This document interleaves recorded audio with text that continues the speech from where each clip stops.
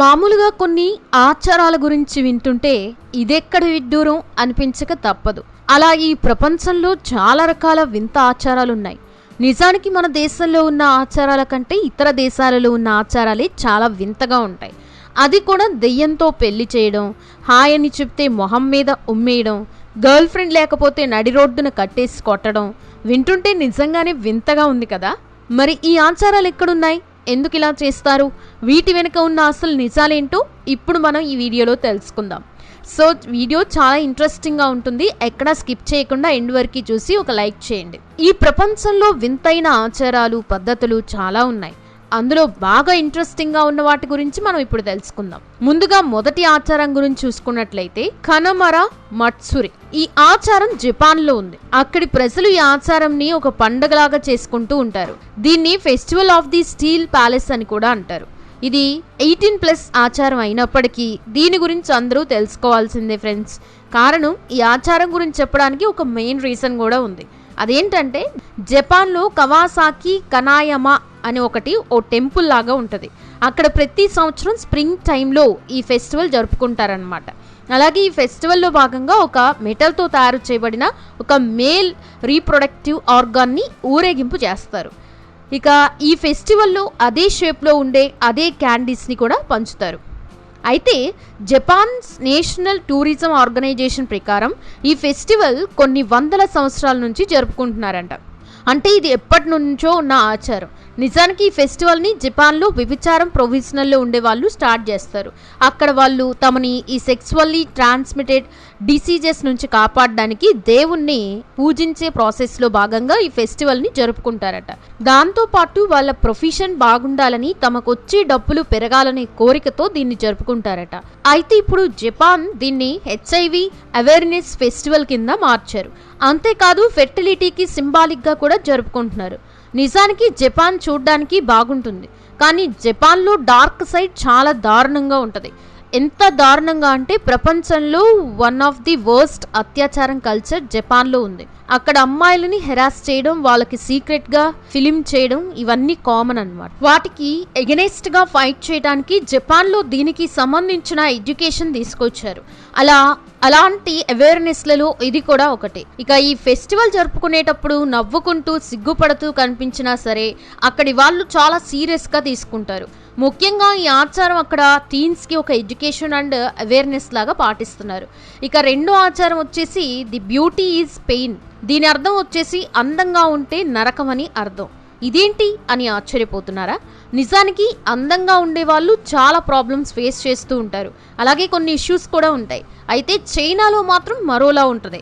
అంటే నరకం అనుభవిస్తే అందంగా ఉంటారు అనేంతగా చైనాలో ఫుట్ బైండింగ్ అనే ఒక ప్రాక్టీస్ ఉండేదన్నమాట. దీన్ని ఏంటంటే పాదాన్ని చుట్టేసి చిన్నగా చేస్తారు. ఇది చాలా నొప్పితో కూడింది. అయితే పాదం చిన్నగా ఉంటే అది చూడటానికి గోల్డెన్ లోటస్ లాగా ఉంటుందని, అది బ్యూటీస్కి సింబల్ అని వాళ్ళు భావించేవారు. పైగా అమ్మాయి పాదాలు చిన్నగా ఉంటే ఆ అమ్మాయి బాగా ధనవంతుల ఫ్యామిలీ నుంచి వచ్చిందని, ఆమె ఎక్కడ వర్క్ చేయలేదని అర్థం. అయితే అమ్మాయిలు 4 నుండి 9 ఏళ్ల వయసులో ఉన్నప్పుడు ఫుట్ బైండింగ్ అనేది స్టార్ట్ అవుతుంది. ఎందుకంటే అప్పుడు పిల్లల బోన్స్ సాఫ్ట్గా ఉంటాయి. ఇక ఫుట్ బైండింగ్ ప్రాసెస్ వచ్చేసి కాలికి బొట్టన వేలు కాకుండా మిగతా 4 వేళ్ళని ముడుస్తారు. అప్పుడు 4 వేళ్ళు పాదం కిందకు వస్తాయి. దాంతో పాదం స్ట్రైట్గా ఉండకుండా కొంచెం వంగి ఉంటుంది. ఇంకా కాళ్ళని చిన్నగా చేయడానికి ఆ బెండ్ని ఇంకా ఎక్కువ అయ్యేలా చేస్తారు.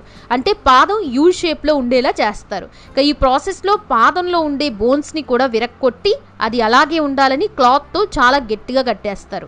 అలా కొన్నేళ్ల తర్వాత పాదం అనేది 3 ఇంచుల పొడవు మాత్రమే ఉంటుంది. అయితే ఇలా పాదం ఉంటే అమ్మాయిలు సరిగ్గా నడవలేరు. అలా అమ్మాయి తన లైఫ్ మొత్తం బయటకు తిరగకుండా ఇంట్లోనే పెరిగిందని నమ్ముతారు. ఇక అలా ఉన్న అమ్మాయికి బాగా డబ్బు కూడా ఉండాలి.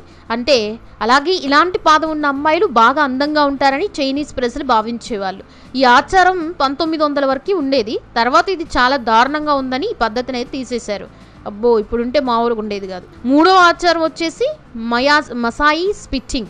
ఈ ఆచారం వచ్చేసి ఆఫ్రికాలోని పెన్యాజైలోని ఉంది.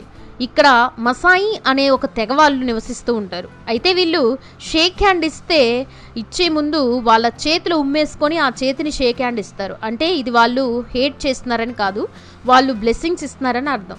ఇలా వేరే దేశాల నుండి వచ్చే వాళ్ళను కూడా అదే విధంగా బ్లెస్సింగ్స్ చేస్తూ ఉంటారు. అయితే అది ఎవరి మీద పడితే వాళ్ళ మీద అలా చేయరు. ఎవరైతే ఇంపార్టెంట్ అనుకుంటారో వాళ్ళకే ఇస్తారు. కేవలం షేక్ హ్యాండ్ విషయంలోనే కాదు, ఏదైనా బ్లెస్సింగ్ సమయంలో కూడా తల మీద ఉమ్మి వేస్తూ ఉంటారనమాట. అది వాళ్ళ కల్చర్. అంటే వారి బ్యాడ్ లక్ని దూరం చేస్తున్నారని అర్థం. ఎందుకు ఇలా చేస్తున్నారంటే అక్కడ వాళ్ళు వాటర్ని ఒక సాక్రెడ్ థింగ్గా చూస్తారు. 4వ ఆచారం వచ్చేసి ఇండోనేషియాలో ఉంది. ఇక్కడ బాలీలో ట్రయాన్ విలేజ్లో ఆగా పీపుల్ అనే ఒక తెగ ఉంటుంది. మామూలుగా ఎవరైనా చనిపోతే వాళ్ళని పూడ్చిపెట్టడం, దహనం చేయడం వంటివి చేస్తారు కదా. కానీ ఇక్కడ ఈ 2 విధాలుగా కాకుండా మరోలా చేస్తారు. అదేంటంటే శవాన్ని ఒక చెట్టు కింద ఉంచుతారు. దీంతో ఆ శవం అక్కడ డీకంపోజ్ అవుద్ది. మామూలుగా శవాన్ని అలాగే వదిలేస్తే స్మెల్ అనేది వస్తుంది కదా. కానీ ఇక్కడ శవంని అలాగే వదిలేస్తే కనీసం స్మెల్ కూడా ఉండదు. దానికి కారణం ఆ ఊరిలో ఉండే ఒక రకమైన చెట్టు అనమాట. ఆ చెట్టు పేరు తరు మెనియన్ ట్రీ. ఇక చనిపోయిన వారిని ఈ చెట్టు కింద పెడతారు. అయితే ఈ చెట్టు శవం నుండి వచ్చే వాసనని రాకుండా చేస్తుంది. ఎందుకంటే ఆ చెట్టు నుండి వచ్చే సువాసన శవాల యొక్క వాసననే పోయేలా చేస్తుంది. అది కూడా న్యాచురల్గా చనిపోయిన వారిని మాత్రమే, పెళ్ళైన వాళ్ళని మాత్రమే పెడతారు. అలాగా ఒక క్లాత్ సహాయంతో శవాలను పెడతారు. ఇక ఆ శవం పూర్తిగా డీకంపోజ్ అయ్యాక లోపలున్న వాటిని తీసి కొత్త శవాన్ని పెడతారు. ఇక నెక్స్ట్ మాట్లాడుకునే ఆచారం వచ్చేసి ఒక ఫెస్టివల్కి సంబంధించింది. ఆ ఫెస్టివల్ పేరు తకానకుయి ఫెస్టివల్. ఇది పెరు అనే దేశంలో జరిగిద్ది. ఇక్కడ క్రిస్మస్కి ముందు రోజు అక్కడ వాళ్ళంతా ఒక గ్రౌండ్లోకి వచ్చి ఈ ఫెస్టివల్ని చేస్తారు. ఈ ఫెస్టివల్లో అందరూ డ్యాన్సులు చేస్తూ ఉంటారు, బాగా తింటారు, తాగుతారు. ఆ తర్వాత తకానుకై అనేది స్టార్ట్ అవుతుంది. ఇక దీని అర్థం వచ్చేసి ఒకరినొకరు పిడికిలతో గుద్దుకోవడం.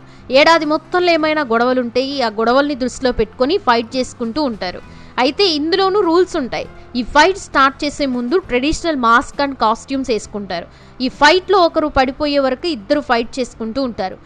కొన్నిసార్లు అవతలి వ్యక్తికి బ్లడ్ వచ్చి పడిపోతే మరో వ్యక్తి అలాగే కొడితే మాత్రం అప్పుడు పోలీసులు కూడా ఎంట్రీ ఇస్తారు. రీసెంట్ టైంలో ఈ ఫైటింగ్లోకి ఎక్కువగా అమ్మాయిలు దిగుతున్నారు. గత ఏడాది అయితే దాదాపు 40 ఫైట్స్ జరిగాయి. మరో ఆశ్చర్యకర విషయం ఏంటంటే ఈ ఫైట్ జరిగిన తర్వాత ఇద్దరు నవ్వుకుంటూ షేక్ హ్యాండ్ ఇచ్చుకుంటూ మళ్ళీ కలుసుకుని క్రిస్మస్ జరుపుకుంటారు. కానీ ఈ మధ్య కాలంలో ఈ ఫైట్స్ బాగా వైలెంట్గా మారుతున్నాయి. దీంతో అక్కడి ప్రజలు ఈ విషయంలో బాధపడుతున్నారు. ఈ ఫెస్టివల్ని బ్యాన్ చేయాలని అంటున్నారు. మరో ఆచారం వచ్చేసి డానిష్ చిహ్నామన్ వెడ్డింగ్. ఇది డెన్మార్క్లో జరుగుతుంది. ఇంతకీ ఆచారం ఏంటంటే 25 ఏళ్ళు అయినా ఇంకా పెళ్లి కాకపోతే వాళ్ళ ఫ్యామిలీ మెంబర్సే ఒక కుర్చీ కట్టేసి ఆ పర్సన్ని వాటర్తో తడుపుతారు. ఆ తర్వాత ఆ పర్సన్ బాడీ మీద సిన్నమన్ పౌడర్ చల్లుతారు. దీనిని వాళ్ళు క్యానెల్ బ్రిల్లప్ అంటారు. ఈ పద్ధతిని 100 ఏళ్ల నుండి ఫాలో అవుతున్నారు. ఒకప్పుడు అక్కడ స్పైన్ మర్చెంట్ ఎక్కువగా ట్రావెల్ చేస్తూ ఉండడంతో పెళ్లి చేసుకోకుండా సింగిల్గా ఉండేవాళ్ళు. అప్పుడు వాళ్ళకి ఈ సిన్నమన్ వెడ్డింగ్ని సరదాగా చేస్తూ ఉండేవాళ్ళు. అమ్మాయిలతో ఎలాగో పెళ్లి కాదు, అందుకే ఈ స్పైన్తో అయినా పెళ్లి చేసుకోవాలని ఇలా చేస్తూ ఉంటారు. ఒకవేళ 30 ఏళ్ళు వచ్చాక కూడా పెళ్లి చేసుకోకపోతే అప్పుడు బాడీ మీద పెప్పర్ వేస్తారు. మరో ఆచారం వచ్చేసి క్యామెల్ రెస్లింగ్. ఇది టర్కీలో జరిగిద్ది. ప్రతి ఏడాది జనవరి మరియు మార్చి వరకు క్యామెల్ పందాలు జరుగుతాయి. ఇందులో క్యామెల్ని బాగా అలంకరించి తీసుకొస్తారు. అయితే క్యామెల్కి మెంటింగ్ సీజన్ వచ్చినప్పుడు ఒకదానితో ఒకటి డామినెన్స్ కోసం ఫైట్ చేసుకుంటాయి. ఈ ప్రాసెస్లో మొదట ఏ ఒంట అయితే అరుస్తుందో లేదా కింద పడిపోతుందో అది ఓడిపోయినట్టు. మరో ఒంటిని విన్నర్గా ఎంచుకుంటారు. మరో ఇంట్రెస్టింగ్ ఆచారం వచ్చేసి చైనీస్ గోస్ట్ వెడ్డింగ్స్. ఇది వచ్చేసి 2 దెయ్యాల మధ్య పెళ్లి చేయడం. ఏంటి వినగానే ఇది ఎక్కడ ఆచారం అనిపించక తప్పదు. కానీ ఇది అక్కడి ముఖ్య ఆచారం. పైగా చాలా ఏళ్ల నుండి ఈ ఆచారం నడుస్తుంది.